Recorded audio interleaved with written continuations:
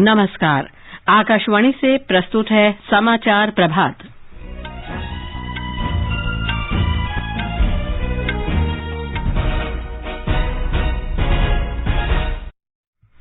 प्रधानमंत्री नरेंद्र मोदी आज सुबह 10:30 बजे स्टार्टअप उद्यमों से संवाद करेंगे।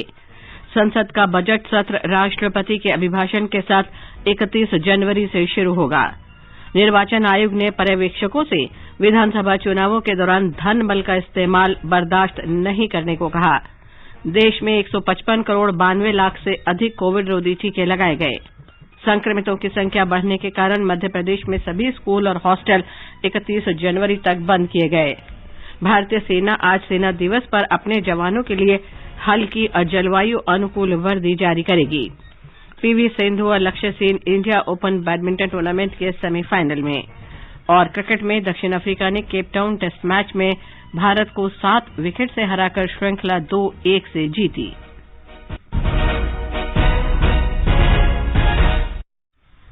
समाचार प्रभात में देवेंद्र त्रिपाठी के साथ मैं लवली निगम। देश के कई हिस्सों में कोरोना संक्रमण तेजी से बढ़ रहा है।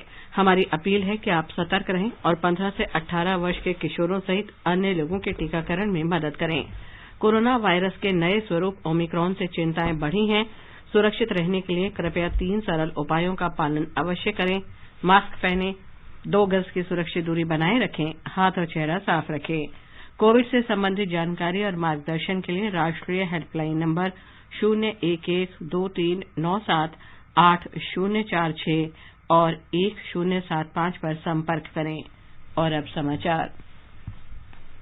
प्रधानमंत्री नरेंद्र मोदी आज सुबह 10:30 बजे वीडियो कॉन्फ्रेंस के माध्यम से स्टार्टअप उद्यमों से संवाद करेंगे। प्रधानमंत्री का दृढ़ विश्वास है कि राष्ट्र की प्रगति में योगदान के लिए स्टार्टअप में व्यापक संभावनाएं हैं। वर्ष 2016 में शुरू हुआ स्टार्टअप इंडिया अभियान इसका प्रतीक है। सरकार ने स्टार्टअप के विकास और प्रगति को प्रोत्साहन देने के लिए अनुकूल वातावरण उपलब्ध कराया है। इसका देश के स्टार्टअप परिदृश्य पर जबरदस्त प्रभाव पड़ा है और यूनिकॉर्न यानी $1 अरब के स्टार्टअप उद्यमों के विकास को बढ़ावा मिला है। ब्यौरा हमारे संवाददाता से।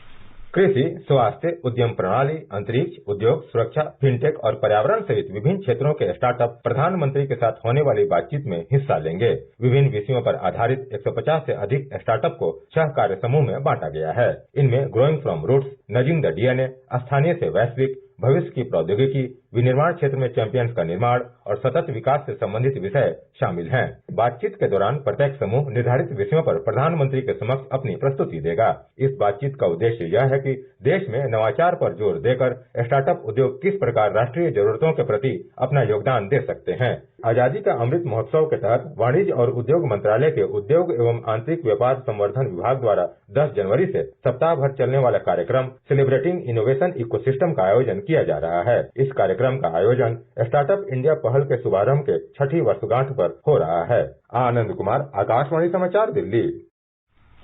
वाणिज्य मंत्री पीयूष गोयल ने ग्लोबल वेंचर कैपिटल फंड्स से टियर 2 और टियर 3 शहरों के स्टार्टअप पर अधिक ध्यान केंद्रित करने का आह्वान किया है। श्री गोयल स्टार्टअप भारत नवाचार सप्ताह के अंतर्गत उद्योग और आंतरिक व्यापार संवर्धन विभाग द्वारा आयोजित ग्लोबल वेंचर कैपिटल फंड्स के साथ चौथे गोलमेज सम्मेलन की अध्यक्षता कर रहे थे। बैठक में बताया गया कि भारत के 55 उद्योगों में 61,000 से अधिक मान्यता प्राप्त स्टार्टअप मौजूद हैं। इनमें से 45% टियर 2 और टियर 3 शहरों में उभरे हैं। संसद का बजट सत्र 31 जनवरी से शुरू होगा। सत्र का पहला चरण 31 जनवरी से 11 फरवरी तक और दूसरा चरण 14 मार्च से 8 अप्रैल तक चलेगा। इसकी समयावधि सरकार के कामकाज की जरूरतों पर निर्भर करेगी। 1 फरवरी को सरकार वित्त वर्ष 2022-23 का बजट पेश करेगी। राष्ट्रपति रामनाथ कोविंद बजट सत्र के पहले दिन 31 जनवरी को सुबह 11 बजे संसद के दोनों सदनों की संयुक्त बैठक को संबोधित करेंगे। संसद का शीतकालीन सत्र निर्धारित समय से एक दिन पहले 22 दिसंबर 2021 को संपन्न हुआ था। निर्वाचन आयोग ने विधानसभा चुनाव में तैनात किए जाने वाले पर्यवेक्षकों से धन बल का इस्तेमाल बिल्कुल बर्दाश्त न करने को कहा है। नई दिल्ली के विज्ञान भवन में कल हुई बैठक में 1400 से अधिक पर्यवेक्षकों ने भाग लिया। इनकी तैनाती गोवा, मणिपुर, पंजाब, उत्तराखंड, उत्तर प्रदेश चुनाव में सामान्य पुलिस और व्यय पर्यवेक्षकों के रूप में की जानी है। मुख्य निर्वाचन आयुक्त सुशील चंद्रा ने कहा कि चुनाव के दौरान पर्यवेक्षक निर्वाचन आयोग के लिए सूचना के प्रामाणिक स्रोत हैं। उन्होंने पर्यवेक्षकों को चुनाव प्रक्रिया और नीतिगत दिशा निर्देशों से अवगत रहने की सलाह दी और प्रलोभन के नए नए तरीकों से निपटने के लिए सतर्क रहने को कहा। उन्होंने कहा कि सभी पर्यवेक्षकों को प्रवर्तन एजेंसियों के समन्वय से काम करना चाहिए। देश में अब तक 155 करोड़ 92 लाख से अधिक कोविड रोधी टीके लगाए जा चुके हैं। इनमें 90 करोड़ 37 लाख से अधिक टीके पहली डोज के रूप में और 65 करोड़ 16 लाख से अधिक दूसरी डोज के रूप में लगाए गए हैं। केंद्रीय स्वास्थ्य मंत्रालय ने बताया कि 37 लाख 50 हजार से अधिक एहतियाती डोज पात्र श्रेणी के लोगों को लगाए गए हैं। 3 करोड़ 33 लाख से अधिक टीके अब तक 15 से 18 वर्ष किशोरों को लगाए गए हैं। मंत्रालय ने बताया कि कल 49 लाख 33 हजार टीके शाम 7 बजे तक लगाए गए। कोरोना संक्रमण से बचाव के प्रभावी उपाय, टीकाकरण की नियमित रूप से उच्च स्तर पर समीक्षा की जा रही है। दिल्ली में कल 24,383 लोगों में कोविड संक्रमण की पुष्टि हुई। राजधानी में संक्रमण दर अब बढ़कर 30.64% हो गई है। ये दर पिछले वर्ष 1 मई के बाद से सर्वाधिक है। पिछले वर्ष 1 मई को ये 31.6% थी। मुख्यमंत्री कार्यालय से जारी स्वास्थ्य बुलेटिन के अनुसार दिल्ली में फिलहाल 92,273 रोगियों का उपचार चल रहा है। राजधानी में कल 26,236 रोगी स्वस्थ हुए और 34 लोगों की मृत्यु हो गई। मध्य प्रदेश सरकार ने कोविड संक्रमितों की संख्या में बढ़ोतरी को देखते हुए नए दिशा निर्देश जारी किए हैं।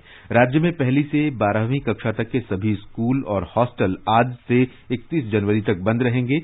10वीं और 12वीं कक्षा की इस माह होने वाली प्री बोर्ड परीक्षाएं टेक होम एग्जाम फॉर्मेट में होंगी। इस प्रारूप में विद्यार्थी का परीक्षा हॉल में आना जरूरी नहीं है। वे किसी भी स्थान से अधिक समय लेकर उत्तर लिख सकते हैं। उन्हें इंटरनेट से प्रश्न पत्र डाउनलोड करना होगा और उत्तर अपलोड करना होगा। स्कूलों को इसके लिए आवश्यक निर्देश जारी किए गए हैं। एक रिपोर्ट। प्रदेश में सभी प्रकार के मेले जिनमें जनसमूह एकत्रित होता है प्रतिबंधित रहेंगे। सभी रैलियों और जुलूस पर प्रतिबंध रहेगा। सभी राजनीतिक, सांस्कृतिक, धार्मिक, सामाजिक मनोरंजन कार्यक्रमों में 250 से अधिक लोगों की उपस्थिति प्रतिबंधित रहेगी। वहीं बंद हॉल में हॉल की क्षमता के 50% से कम की उपस्थिति के ही कार्यक्रम आयोजित हो सकेंगे। इस बीच राज्य में कल 4,755 नए कोविड पॉजिटिव मामले सामने आए हैं, जबकि 1,022 रोगी संक्रमण से स्वस्थ हुए हैं। वहीं पॉजिटिविटी दर बढ़कर 5.9% हो गई है। पूजा पीवर्धन, आकाशवाणी समाचार, भोपाल। केरल में कोविड के बढ़ते संक्रमण को देखते हुए राज्य सरकार ने कोविड नियमों को और सख्त कर दिया है। 9वीं कक्षा तक के विद्यार्थियों के लिए केवल ऑनलाइन कक्षाएं होंगी। ये निर्णय कल मुख्यमंत्री पिनराई विजयन की अध्यक्षता में हुई कोविड समीक्षा बैठक में लिया गया। इस बारे में विस्तृत दिशा निर्देश सोमवार को जारी किए जाएंगे। 10वीं और उच्च माध्यमिक स्तर की कक्षाएं कोविड नियमों की सख्त पाबंदियों और विशेष टीकाकरण अभियान के साथ स्कूल में ही आयोजित होती रहेंगी। बैठक में अब रात्रि कर्फ्यू और सप्ताहांत लॉकडाउन नहीं लगाने पर भी फैसला हुआ। सरकारी कार्यालयों में कार्यरत गर्भवती महिलाओं को घर से काम करने की सुविधा होगी। सरकारी संस्थानों में आधिकारिक आयोजन ऑनलाइन होने चाहिए। ये पाबंदियां 2 सप्ताह तक जारी रहेंगी। इस बीच राज्य में कल 16,338 लोगों में कोरोना संक्रमण की पुष्टि हुई। तिरुवनंतपुरम और एर्नाकुलम जिलों में 3,000 से अधिक लोगों में संक्रमण मिला है। कल 68,971 नमूनों की जांच की गई। कल संक्रमण से 20 लोगों की राज्य में मौत हुई। इसे मिलाकर संक्रमण से जान गंवाने वाले लोगों की संख्या 50,568 तक पहुंच गई है। 3,848 मरीज संक्रमण मुक्त हुए। फिलहाल राज्य में 45,000 से अधिक लोगों का उपचार चल रहा है। स्वास्थ्य मंत्रालय ने कहा है कि पूरी तरह से टीकाकरण कराए हुए व्यक्ति की ओमिक्रॉन सहित कोविड के किसी भी स्वरूप से संक्रमित होने की आशंका अपेक्षाकृत कम है। स्वास्थ्य मंत्रालय में संयुक्त सचिव लव अग्रवाल ने आकाशवाणी के साथ एक विशेष भेंटवार्ता में कहा कि इसके स्पष्ट सबूत हैं कि टीकाकरण किए हुए व्यक्ति के अस्पताल में भर्ती होने और गंभीर रूप से संक्रमित होने की आशंका बहुत ही कम है। ये समाचार आकाशवाणी से प्रसारित किए जा रहे हैं। समाचार प्रभात में आपका फिर स्वागत है। आगे बढ़ने से पहले एक नजर मुख्य समाचारों पर। प्रधानमंत्री नरेंद्र मोदी आज सुबह 10:30 बजे स्टार्टअप उद्यमों से संवाद करेंगे। संसद का बजट सत्र राष्ट्रपति के अभिभाषण के साथ 31 जनवरी से शुरू होगा। निर्वाचन आयोग ने पर्यवेक्षकों से विधानसभा चुनावों के दौरान धनबल का इस्तेमाल बर्दाश्त नहीं करने को कहा। देश में 155 करोड़ 92 लाख से अधिक कोविड रोधी टीके लगाए गए। संक्रमितों की संख्या बढ़ने के कारण मध्य प्रदेश में सभी स्कूल और हॉस्टल 31 जनवरी तक बंद किए गए। भारतीय सेना आज सेना दिवस पर अपने जवानों के लिए हल्की और जलवायु अनुकूल वर्दी जारी करेगी। पीवी सिंधु और लक्ष्य Sen India open badminton tournament के सेमीफाइनल में और क्रिकेट में दक्षिण अफ्रीका ने केप टाउन टेस्ट में भारत को 7 विकेट से हराकर श्रृंखला 2-1 से जीती। चलो मिलकर एक शुरुआत करें, चलो एक फैसला आज करें, मास्क नहीं तो टोकेंगे, कोरोना को रोकेंगे, चलो एक इरादा करते हैं, चलो खुद से वादा करते हैं, मास्क नहीं तो टोकेंगे, कोरोना को रोकेंगे। केंद्रीय मंत्री डॉक्टर जितेंद्र सिंह शासन के बारे में विजन इंडिया एट 2047 की परिकल्पना साकार करने के लिए क्षेत्र विशेषज्ञों के साथ आज पहली बैठक की अध्यक्षता करेंगे। वे विशेषज्ञों से संरचनात्मक तथा संस्थागत सुधारों पर सुझाव लेंगे। प्रशासनिक सुधार और लोक शिकायत विभाग द्वारा आयोजित बैठक में शिक्षा और विज्ञान जगत के विशेषज्ञ भी शामिल होंगे। बैठक में केंद्रीय सचिवालय में निर्णय लेने की क्षमता में सुधार, लंबित मुद्दों की संख्या कम करने, मंत्रालयों तथा विभागों का कामकाज युक्तिसंगत बनाने, लोक सेवा में पारदर्शिता और जवाबदेही लाने, प्रभावी कार्यकारी एजेंसियां बनाने पर विचार विमर्श होगा। इसके अलावा सुधारों के मुख्य सिद्धांत, शासन का मानदंड स्थापित करने, जन केंद्रित प्रशासन, राज्य सचिवालयों और जिला कलेक्टर कार्यालयों में सुधार, शासन में प्रौद्योगिकी के इस्तेमाल तथा उत्कृष्टता संस्थान बनाने के मुद्दों पर भी चर्चा होगी।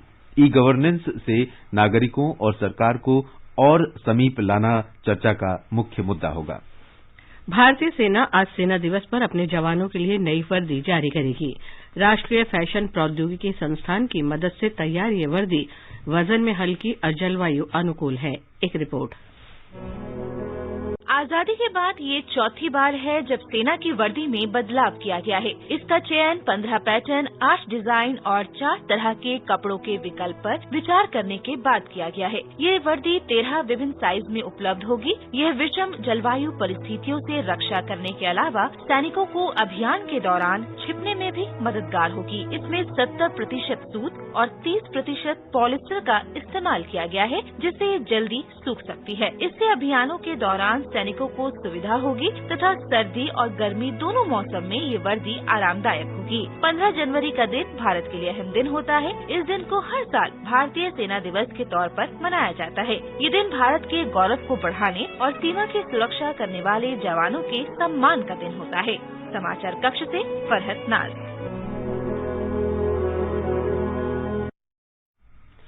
सेना दिवस पर आज जैसलमेर के लोंगेवाला में भारत पाकिस्तान सीमा पर देश की अस्मिता और गौरव का प्रतीक भव्य राष्ट्रीय ध्वज फहराया जाएगा। लोंगेवाला 1971 के ऐतिहासिक भारत पाकिस्तान युद्ध का केंद्र स्थल था। खादी से बना ये ध्वज विश्व का सबसे बड़ा राष्ट्रीय ध्वज है। इसकी लंबाई 225 फुट और चौड़ाई 150 फुट है। भारतीयता और राष्ट्रीयता की सामूहिक भावना तथा खादी हस्तशिल्प कला विरासत के प्रतीक तिरंगे को खादी और ग्रामोद्योग आयोग ने स्वतंत्रता के 75 वर्ष के उपलक्ष्य में आजादी का अमृत महोत्सव के लिए तैयार किया है। खादी और ग्रामोद्योग आयोग ने ऐतिहासिक अवसरों पर प्रमुख स्थानों पर प्रदर्शित करने के लिए ये ध्वज रक्षा बलों को सौंप दिया है। आजादी का अमृत महोत्सव के अंतर्गत आइए अब सुनते हैं आकाशवाणी की विशेष प्रस्तुति आजादी का सफर। आजादी का अमृत महोत्सव।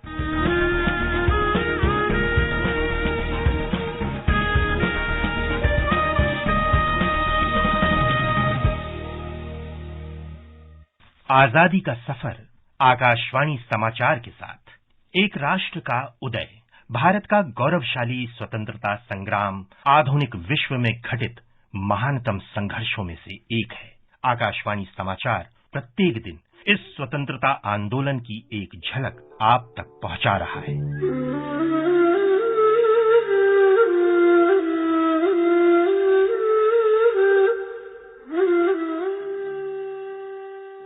आज की कड़ी में हम महान शिक्षाविद और गांधीवादी स्वतंत्रता सेनानी सैफुद्दीन किचलू का स्मरण कर रहे हैं।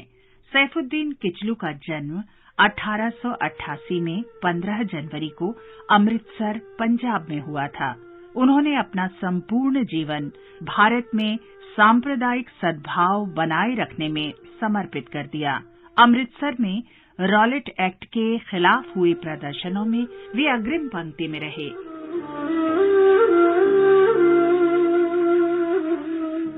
पेशे से वकील किचलू ने अपने साथी स्वतंत्रता सेनानी सत्यपाल के साथ अंग्रेजों के शोषण और दमन के खिलाफ आंदोलन का नेतृत्व किया।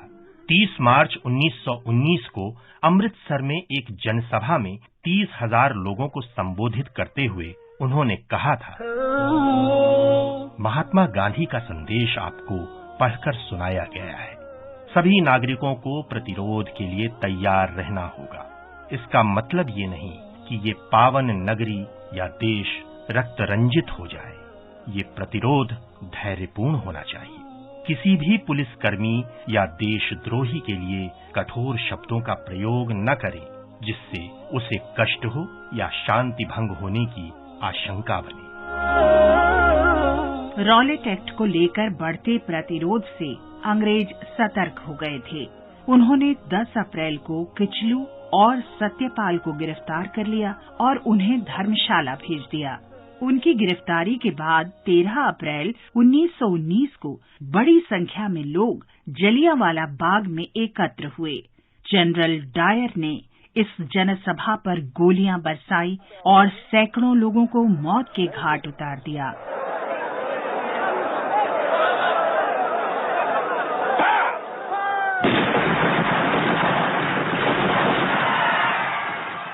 किचलू को दिसंबर 1919 में जेल से रिहा कर दिया गया।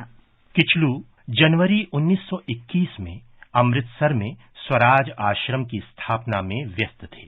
आश्रम की स्थापना का उद्देश्य था युवाओं को राष्ट्र हित के कार्यों के लिए प्रशिक्षित करना और हिंदू मुस्लिम एकता को बढ़ावा देना। ब्रिटिश अधिकारियों ने किचलू को बार बार गिरफ्तार किया। उन्हें कुल 14 वर्ष जेल में बिताने पड़े। किचलू लाहौर में कांग्रेस अधिवेशन की स्वागत समिति के अध्यक्ष भी थे। इसी अधिवेशन में 26 जनवरी 1930 को इंडियन नेशनल कांग्रेस ने भारतीय स्वतंत्रता की घोषणा की। किचलू भगत सिंह के समर्थक थे और नौजवान भारत सभा में उनके साथ सक्रियता से जुड़े थे। वे जामिया मिलिया इस्लामिया की स्थापना समिति के भी सदस्य थे।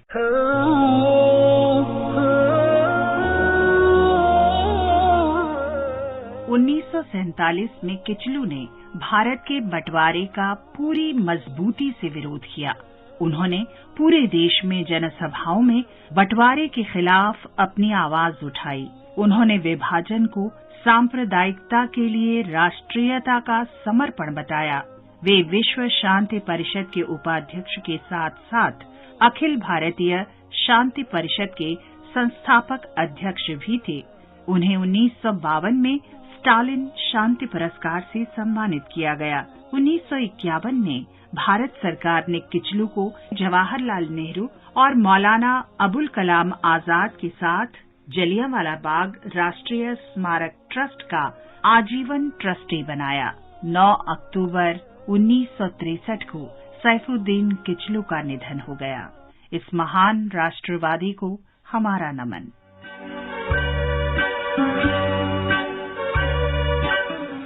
आज हम महान समाज सुधारक राम गोपाल घोष का भी स्मरण कर रहे हैं।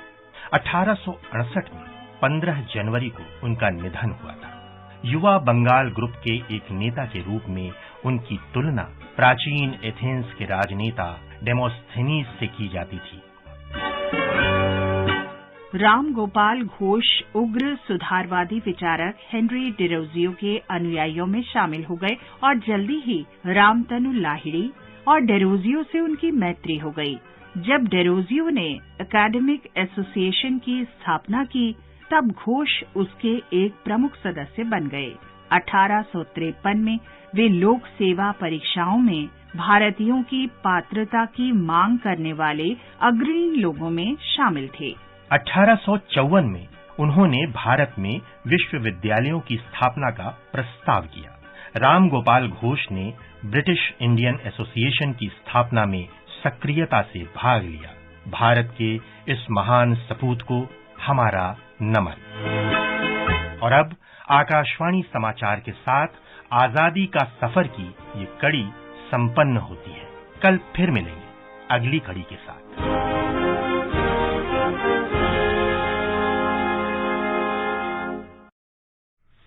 आजादी का अमृत महोत्सव के लिए सभी उपभोक्ताओं को शुभकामनाएं।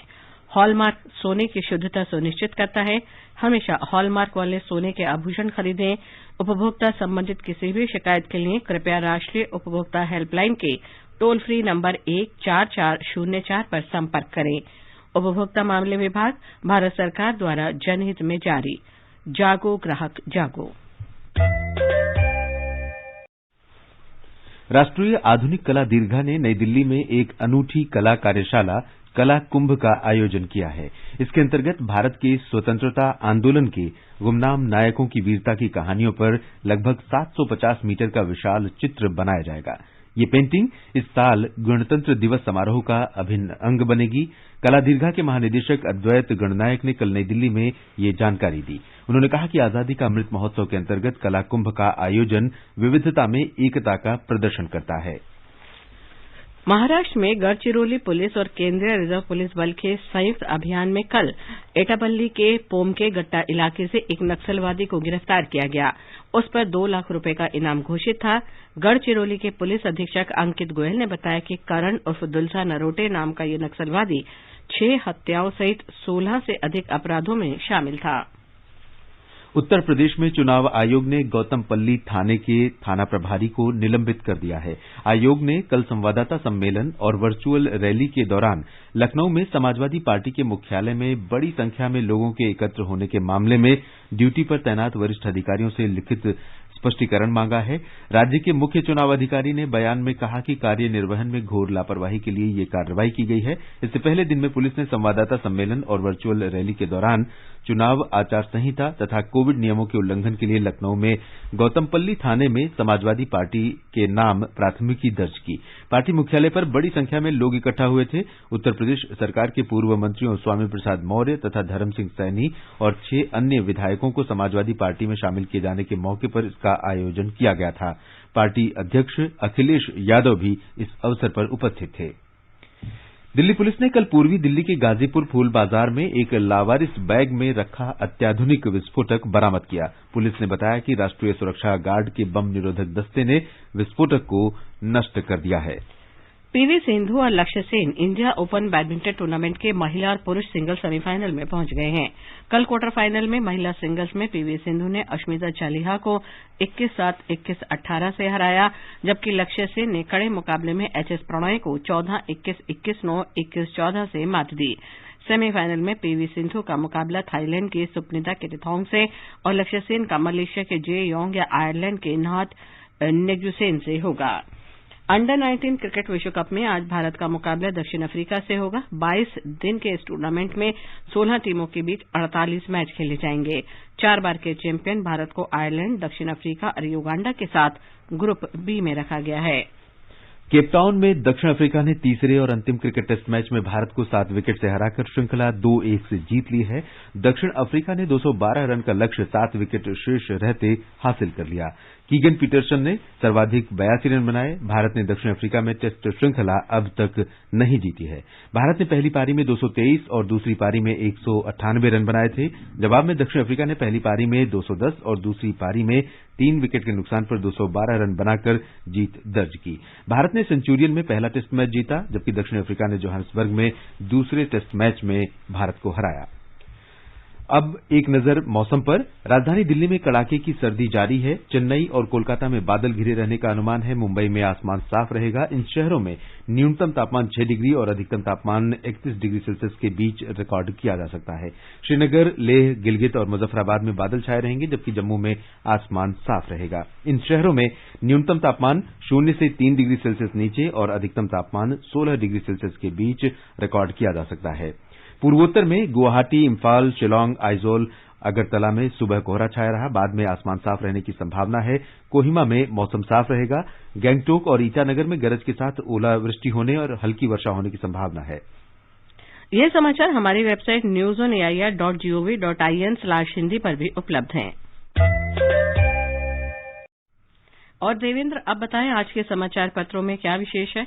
जी लवलीन, अखबारों ने आज अलग अलग खबरों को प्रमुखता दी है। दैनिक जागरण की पहली खबर है दिल्ली में आतंकी साजिश नाकाम। पत्र लिखता है दिल्ली में एनएसजी की देखरेख में रोबोट के जरिए धमाका कर गाजीपुर फूल मंडी में मिले आरडीएक्स को नष्ट कर दिया गया। दैनिक भास्कर लिखता है जागरूकता की वजह से दिल्ली में टला बड़ा आतंकी हमला। जनसत्ता की पहली खबर है रक्षा मंत्रालय को वायुसेना ने सौंपी रिपोर्ट, मौसम बदलने से गिरा था सीडीएस का हेलीकॉप्टर। पत्र के अनुसार बादलों में प्रवेश के चलते पायलट के स्थानिक भटकाव से हुआ हादसा। राष्ट्रीय सहारा ने रेल मंत्री अश्विनी वैष्णव के इस बयान को दिया है कि रेल इंजन के उपकरण में खराबी के कारण बीकानेर गुवाहाटी एक्सप्रेस ट्रेन हादसा हुआ। अमर उजाला ने भारत और फिलीपींस के बीच हुए रक्षा समझौते की खबर पर लिखा है रक्षा निर्यात बढ़ाने की कोशिश कामयाब। पत्र ने इसे अब तक का सबसे बड़ा सौदा मानते हुए लिखा है फिलीपींस खरीदेगा 2780 करोड़ की ब्रह्मोस मिसाइल। उत्तर प्रदेश में आगामी विधानसभा चुनाव के लिए विभिन्न पार्टियों में वार पलटवार को राष्ट्रीय सहारा ने पहली खबर बनाया है। हिंदुस्तान ने चिंताजनक शीर्षक से लिखा है दिल्ली में कोविड की संक्रमण दर देश से दोगुनी। हालांकि अमर उजाला ने राहत शीर्षक से लिखा है देश में पिछले वर्ष 15 जून के बाद 1 लाख से ज्यादा रिकवरी भी। लोक सत्य ने मकर संक्रांति पर 1 करोड़ से अधिक लोगों द्वारा सूर्य नमस्कार करने का प्रमुखता से प्रकाशित किया है। पत्र लिखता है प्रधानमंत्री के नेतृत्व में मानव कल्याण के लिए दिया जा रहा है योग और सूर्य नमस्कार को बढ़ावा। दैनिक भास्कर ने केंद्रीय सड़क परिवहन और राजमार्ग मंत्री नितिन गडकरी के इस बयान को प्रमुखता से लिखा है कि 8 यात्रियों को ले जा सकने वाले वाहन से कम 6 एयरबैग अनिवार्य। राजस्थान पत्रिका ने आज सेना दिवस के अवसर पर पहले पन्ने पर विशेष आलेख दिया है। पत्र लिखता है आज से नई लड़ाकू वर्दी में कदम से कदम बढ़ाएंगे हमारे जवान। पत्र के अनुसार युद्ध के मोर्चे पर पर्यावरण अनुकूल परिधान। 1901 के बाद से भारत में 5वां सबसे गर्म साल रहा 2021 हिंदुस्तान की खबर है। पत्र के अनुसार औसत वार्षिक वायु तापमान सामान्य से 0.44 डिग्री अधिक रहा। और अंत में मुख्य समाचार एक बार फिर। प्रधानमंत्री नरेंद्र मोदी आज सुबह 10:30 बजे स्टार्टअप उद्यमियों से संवाद करेंगे। संसद का बजट सत्र राष्ट्रपति के अभिभाषण के साथ 31 जनवरी से शुरू होगा। निर्वाचन आयोग ने पर्यवेक्षकों से विधानसभा चुनावों के दौरान धन बल का इस्तेमाल बर्दाश्त न करने को कहा। देश में 155 करोड़ 92 लाख से अधिक कोविड रोधी टीके लगाए गए। संक्रमितों की संख्या बढ़ने के कारण मध्य प्रदेश में सभी स्कूल और हॉस्टल 31 जनवरी तक बंद कर दिए गए हैं। भारतीय सेना आज सेना दिवस पर अपने जवानों के लिए हल्की जलवायु अनुकूल वर्दी जारी करेगी। पीवी सिंधु और लक्ष्य Sen India open badminton tournament के सेमीफाइनल में पहुंच गए हैं। और क्रिकेट में दक्षिण अफ्रीका ने केपटाउन टेस्ट में भारत को 7 विकेट से हराकर श्रृंखला 2-1 से जीत ली है। इसके साथ ही समाचार प्रभात का ये अंक समाप्त हुआ। नमस्कार।